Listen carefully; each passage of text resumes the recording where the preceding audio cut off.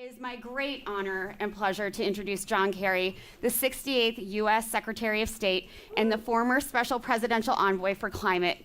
He has been an incredible advocate, it's giving me chills, for solving the climate crisis. Please give him a huge round of applause and thank him for being here. Thank you so much.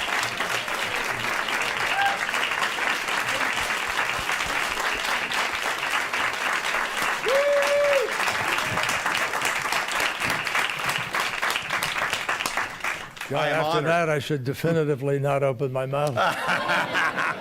Just let it ride. Thank you all. Goodbye.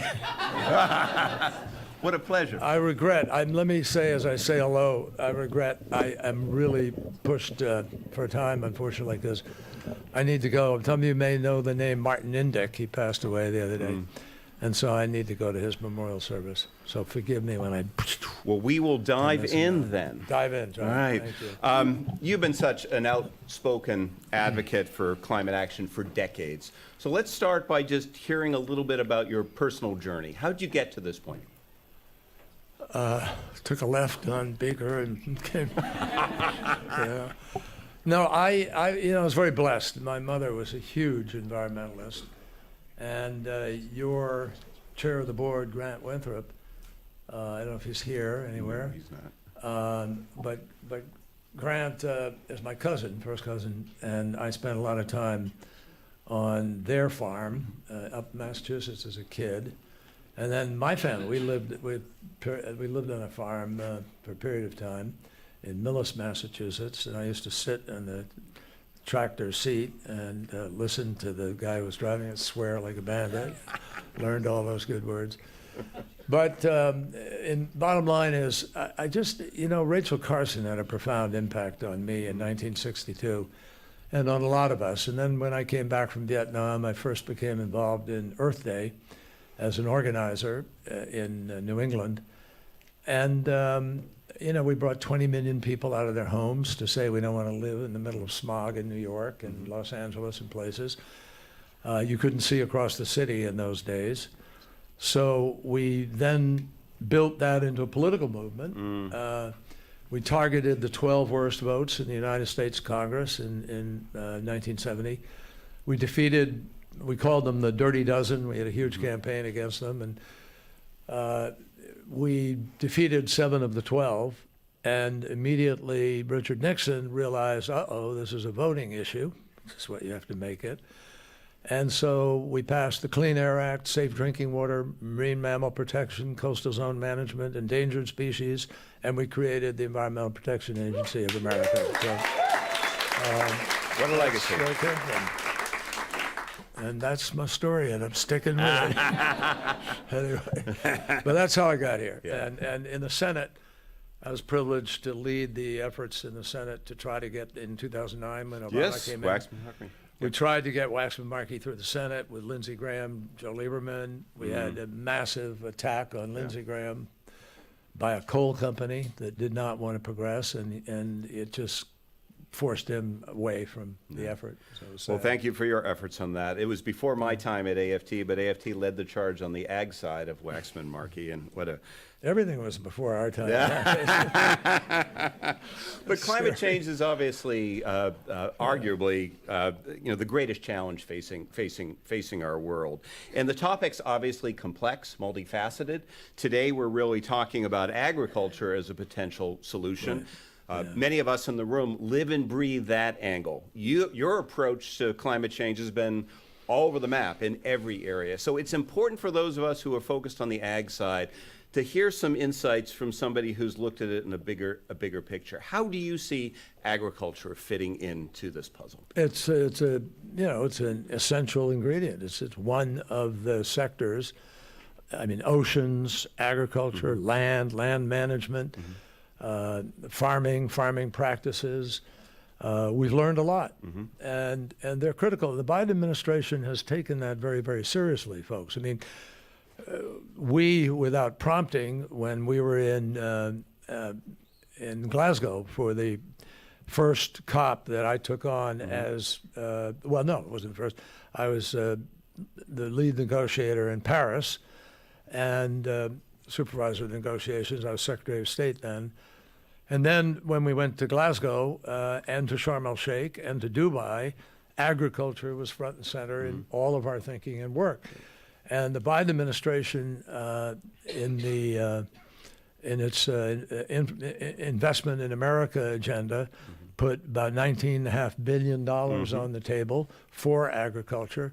During that period of time, a massive number of farmers, of producers, were enrolled in conservation programs within the administration, about 5,300 producers to be precise, and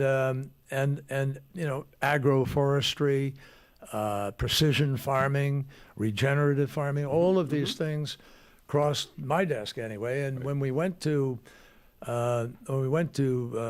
Glasgow, we created, together with the UAE and the EU, the Agriculture Innovation Mission, Aim for Climate, which has helped to produce resilience advances, adaptation advances, et cetera.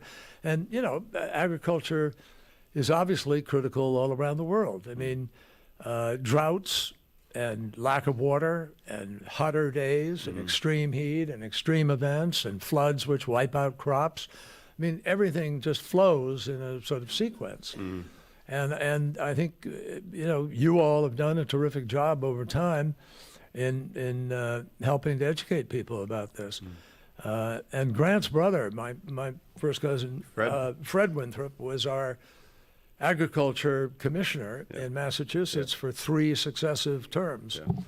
And so this is sort of, I guess, running the family. Yeah, well, Fred was one of the founders of American Yeah. Farmland Trust, as you know, and got us on the right track. You mentioned the Biden administration and what this administration has done to address climate is unprecedented, particularly in the ag sector. How do we both secure those gains, and then how do we over time build on them? We secure those gains by having the right outcome on November 5th. Let me be clear about that. And I didn't come here, I'm not, I don't want to turn this into a partisan event, obviously. It's not. But that's just a reality.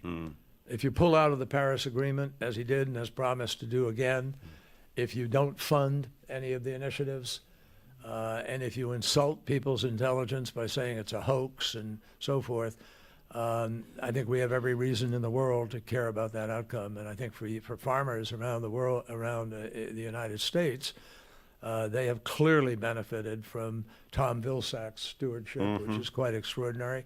I don't think there's anybody I know who's more knowledgeable or more savvy and has brought people to the table who might have never thought about coming to the table. So this has become a really collegiate effort for agriculture, John. I think you know that as well as anybody. And if we want that to continue, we cannot have a project 2025 be implemented or be even close to the table. And that's just a reality. It's a fact. It's a choice between going backwards or going forwards. Well, we can't thank you enough for the leadership role that you've played. I know you have time constraints.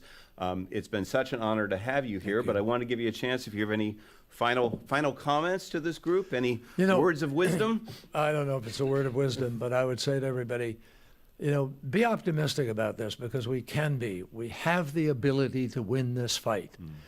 What we really do. And what's happening with technology now in storage, for instance, for batteries, so it's now solar plus, and we change the amount of time that that we're able to work exclusively on renewables. We begin to provide energy security, and as that energy security takes hold and more advances come in line, I think geothermal is in our future. There's going to be a lot more potential there. We are pursuing very hard every technology available. Right now, it's all of the above. And so I think you just have to have confidence. We have the best ingenuity in the world here in this country. What we don't have is the best politics. And what we need to do is win back our ability to control where we're going by being sensible, by restoring facts to essential decision making. And not avoiding the realities. I mean, what we're doing to try to deal with climate is not the conjured up agenda of one candidate or another, or liberal, conservative, or Democrat or Republican. It is entirely driven by thousands of scientists who for 30 years now have been telling us what's going to happen, and whose analyses are based on physics, mathematics, chemistry, biology. And that's what we have been guided by. And I think if all of us will keep fighting for the facts, the restoration of factual decision-making, not an alternative reality that's based on fiction, we will win this battle if we hold that ground. Hear, hear. Thank you. Thank you.